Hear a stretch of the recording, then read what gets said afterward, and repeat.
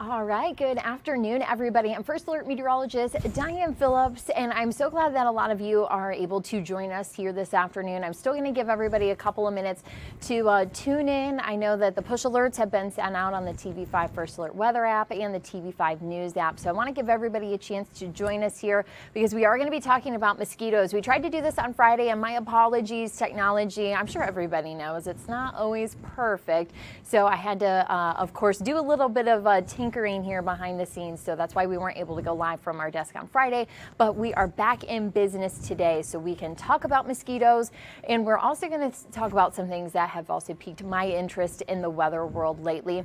As far as a forecast element, we are going to save a lot of that discussion on the app. So if you head over to the TV5 First Alert Weather app, you're going to find a video I have sitting out there for you. It talks about the rain chances for tomorrow as a low pressure system is going to be coming in. So again, we are going to have that system moving in, and we're talking about that there. Again, this is just kind of a little bit of a weather hangout. We'll just spend a few minutes this afternoon talking about what's going to be kind of going on in the mosquito world. I know some of you have already said, hey, I've seen them. I already have bug bites, and it's only April 1st, so no April Fools here. Mosquitoes, they are here for the season, and we're going to be talking about those. So as everybody's kind of joining us, like I said, we're also going to be talking about some interesting videos that I've seen on social media and even on some of our news platforms, and they've kind of caught some of my attention.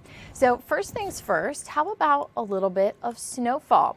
You're going to find here, this video is coming in from California. This was captured last week, and our friends there, you can see they got a little bit of snow. So the snowstorm did move through eastern Sierra, so that portion of California. The snow, it built up there on quite a few cars, you can see.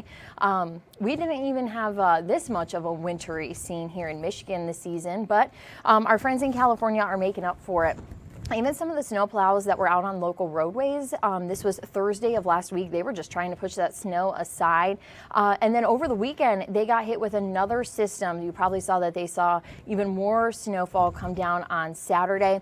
And as far as requirements, their chains were required on all vehicles that were going to be driving on Interstate 80, unless you had a four-wheel drive vehicle with snow tires on all four wheels. So that was the restrictions there for folks who were going to be hitting the roadways. But we haven't had a lot of that action here, and I'm sure a lot of us are okay with that. But I thought maybe you just wanted to see a little bit of snow since we didn't quite get our fill here. So of course, I also have the comments going on YouTube, so I want you to let us know what you think on some of the conditions that are happening across the country. And if you like it, if you missed the snow, if you were hoping that we could maybe squeeze out a few more snowflakes from the system on Tuesday, or if you're just ready to be done, you have the snow blower taken care of.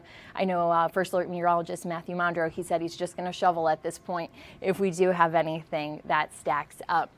Now, this video also caught my attention on social media. This is a time-lapse footage. This was captured of a shelf cloud. This was sweeping through western Florida last week. This was actually on March 27 to be exact.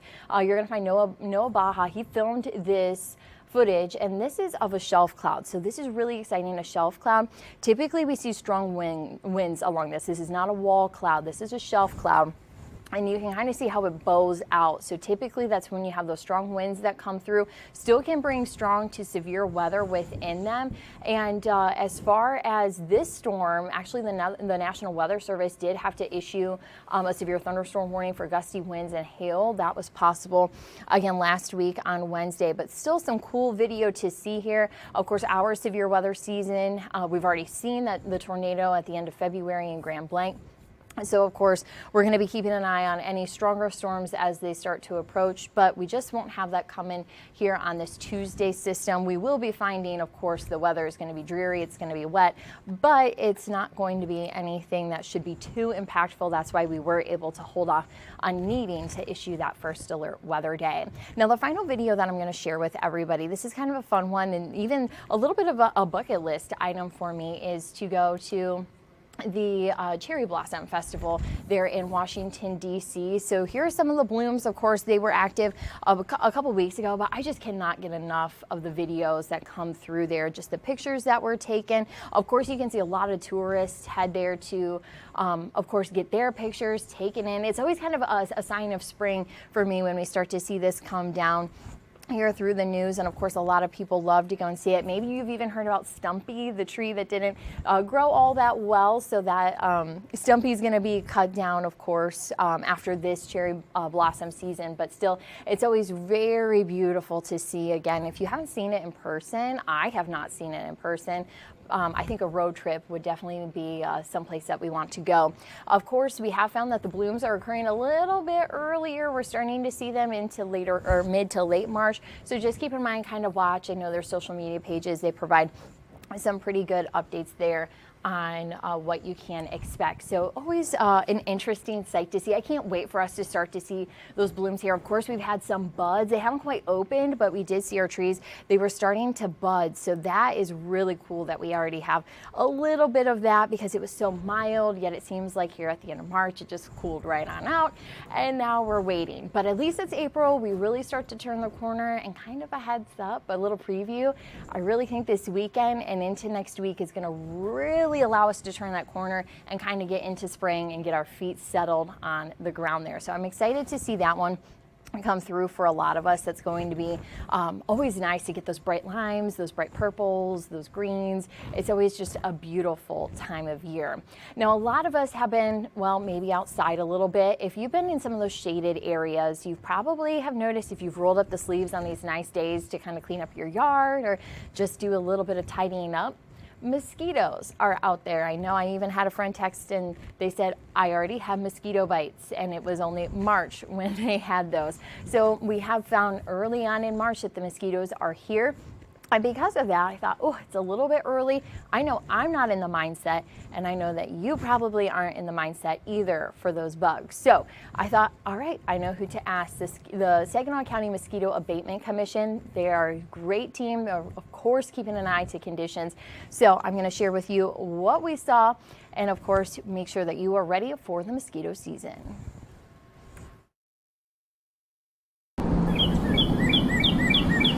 If you have been enjoying the nice days lately, you already might be swatting at summer's mascot. Mosquito status in Saginaw County is twofold. When you're out on these beautiful days like today doing yard work, in certain areas of the county you might have some biting adult mosquitoes, and those are from last year. Mosquito eggs overwinter each year, insulating from the cold under the snow. But in a winter like this with very little snow, we didn't have very prolonged cold periods, so I'm expecting very high survivorship even without the snow to insulate those eggs. Though temperatures still dip below freezing at times, Saginaw County Mosquito Abatement Commission says mosquitoes hunker down and shelter for the night. Just slow their metabolism down and survive that. So they've been doing this for millions of years, and they're very good at it. With early spring days, adult mosquitoes are hungry and ready to start their next generation. This time of year, they're only biting at very small periods of time when conditions in early spring are perfect. So that's not that prolonged exposure we get later on in the summer. Mosquitoes enjoy humidity, so nowadays they're hanging out in shaded areas, but that's another reason why they love our hot and humid summers. Even though this winter was influenced by El Nino, the mosquito season is becoming longer. Yes, we've seen changes, mainly in the extension of the season. Now, where it used to be mid-September and mosquitoes would say, it's almost fall, we're going to stop feeding, we're going to stop laying eggs, we're going to look for those overwintering habitats. Now, for those people that have gone to football games in October, realize mosquitoes are still biting. This year, wearing bug spray seems early, but the early biters are only the beginning. I'd say we're 2 weeks ahead of normal for where we are, what we're seeing in the water and what's flying now. As far as sustained biting, unless our June weather sits in May, we're probably not going to see that sustained biting. Likely, traditionally it's not till mid-May, but we may start to see it at the beginning of May.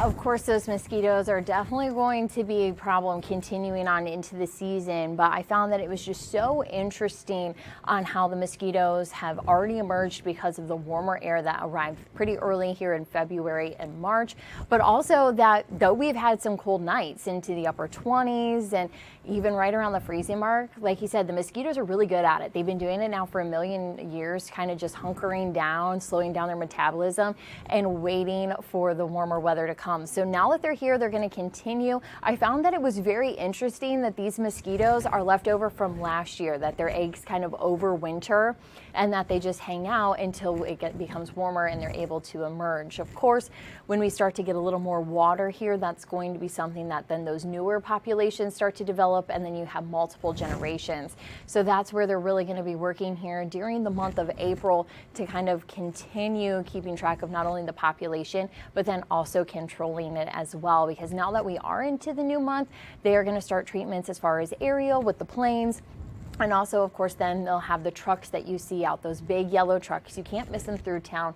Of course, if you want to keep an eye on those mosquitoes, they say that it's a really big help for you to let them know what you're seeing where you are at, because it just helps to get that report, very similar to us. So you can go and report your mosquito conditions on the app that they have. All you have to do is go to the Google Play Store or the Apple App Store and search Saginaw Mosquito, and then you can find their app. You'll also not only be able to report what you're seeing there, but you can also get updates from them. Where are they seeing mosquitoes? What is going on with the population? And also, what are they doing to spray? So I thought that was very interesting that you're able to get that hands-on data and information. The other thing is that they do have their social media accounts. So if you go and connect with them on there, you'll be able to see what they're up to, because I know we all have to deal with the mosquitoes. It's not fun for us to have to deal with them, but it is just going to be a part of the season that continues on. Now, as far as the viruses, I did ask him to see if there was anything that they're seeing early on, and he said it's too early to tell what kind of viruses the mosquitoes could be carrying, but that's just something that we have to watch for as we go into the later half of the summer season. He said it's very interesting. The weather kind of is a little bit of a driver on those viruses, because if we have a more wet summer, we typically don't see the viruses kind of drive as far as their intensity, but we do find on some of those hot and dry summers that really allows the virus to kind of increase within those mosquitoes. So it's definitely an interesting relation that the weather and the mosquitoes have, and then along with the viruses that they have. I'm sure a lot of you have seen at the store, the tiki torches are out, the candles are out, and the bug spray is out. Bill was saying that the best thing for you to do is to use bug spray. It's going to be the easiest, a couple squirts, and then you're protected. The citronella candles, maybe not really going to be the best thing, kind of the light also drawing them to them. And the tiki torches, he said, yeah, they're great. They create a great atmosphere, but then it doesn't protect your ankles by the ground that could be getting ate up while you're outside by the bonfire. So just keep that in mind, that you'll just want to have that bug spray on, so then you can control things and then be a little bit more protected.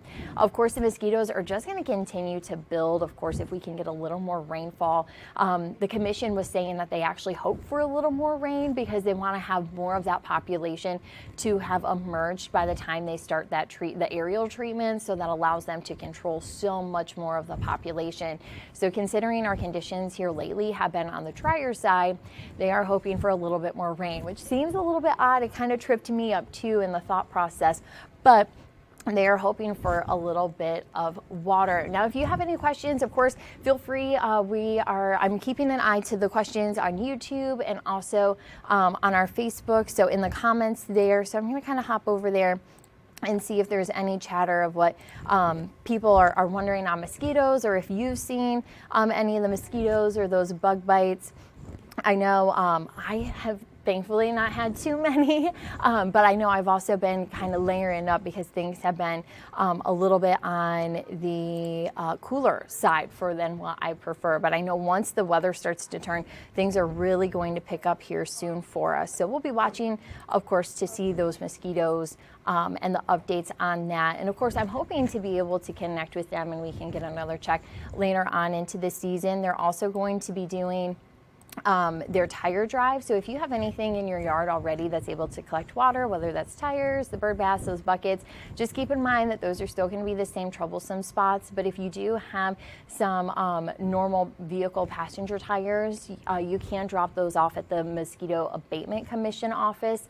That is going to be on Congress Avenue. If you want to drop those off, each resident can drop off 10 of those tires. So of course, check in with them, see if they are doing those drives, and also the dates of when they're going to be doing those, because you do have to make sure that you get those on those dates.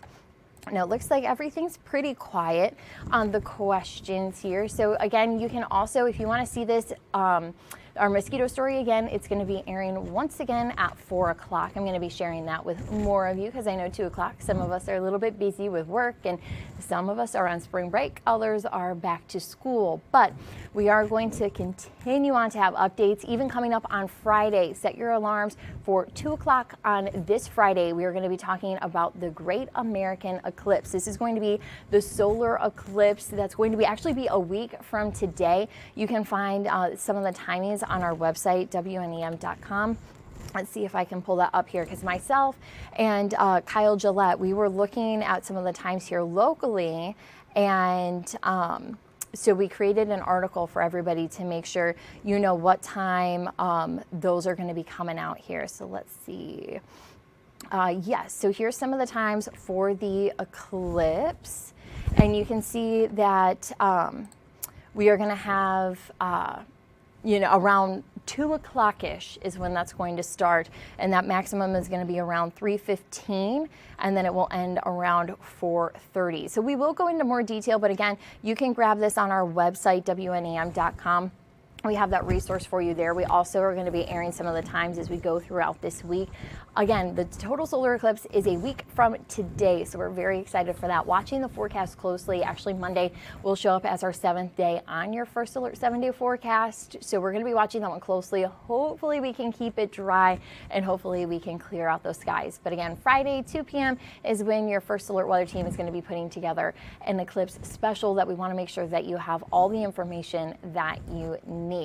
But as far as today, we do have that sunshine that's outside, so I'm going to turn you over to that, and I hope to see you today at 4 o'clock so we can still discuss more on mosquitoes. Have a good one and happy Monday.